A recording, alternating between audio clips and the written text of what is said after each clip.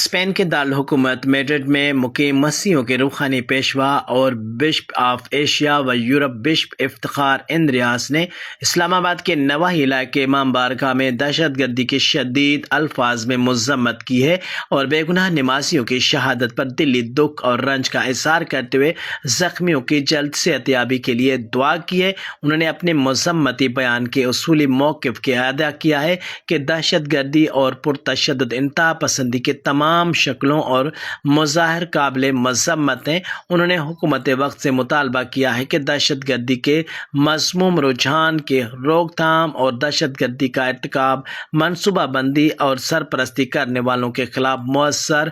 اقدامات کیے جائیں۔ بشپ افتخار اندریاس نے دنیا بھر میں بسنے والے مسیحیوں کو تلقین کی ہے کہ وطن عزیز کی سلامتی اور بقا کے لیے خصوصی دعا کریں۔ انہوں نے ہم آہنگی کی ضرورت پر زور دیتے ہوئے کہا کہ مٹھی بھر شر پسند ملک کے امن کو تباہ نہیں کر سکتے۔